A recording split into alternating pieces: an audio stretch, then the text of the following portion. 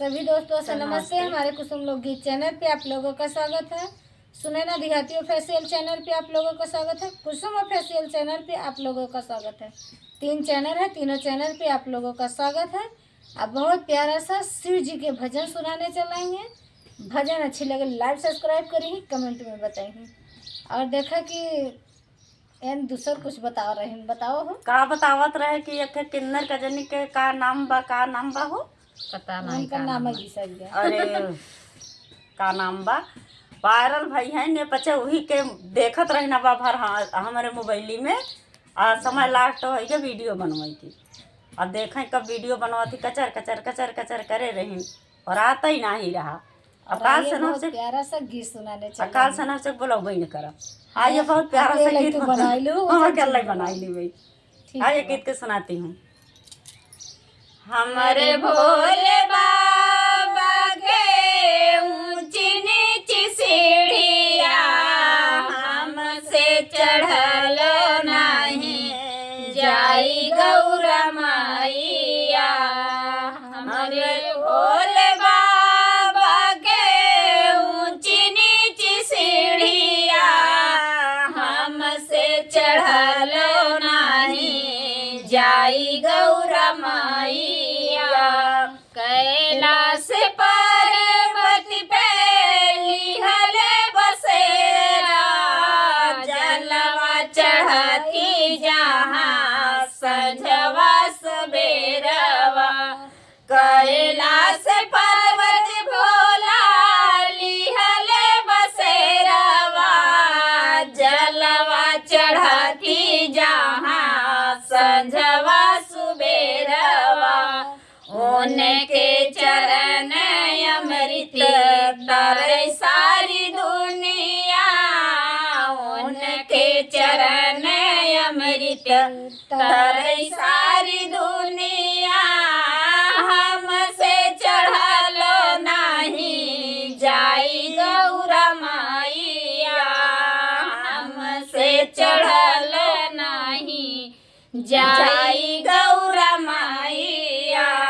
हमारे भोले बाबा के ऊंची नीची सीढ़िया हमसे चढ़लो नहीं जाई गौरा मैया। हमसे चढ़लो नहीं जाई गौरा मैया। कैलाश पर्वत भोला लिहल बसेरवा। कैलाश पर्वत भोला लिहल बसेरवा हरवा चढ़ती जहाँ संझवा सुबेरवा। हरवा चढ़ती जहाँ संझवा सुबेरवा। उनके चरण अमृत तारे सारी दुनिया। उनके चरण अमृत तारे सारी दुनिया। हमसे चढ़लो नहीं जाई गौरा मैया। हमसे चढ़लो नहीं जाई गौरा मैया।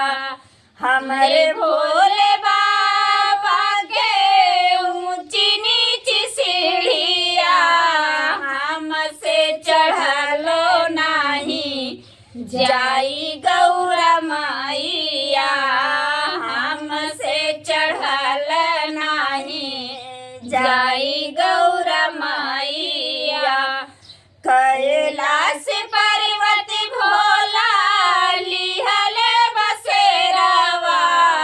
कैलाश पर्वत भोला लिहल बसेरवा आसना लगती जहाँ संझवा सुबेरवा। आसना लगती जहाँ संझवा सुबेरवा। उनके चरण अमृत तारे सारी दुनिया। उनके चरण अमृत तारे सारी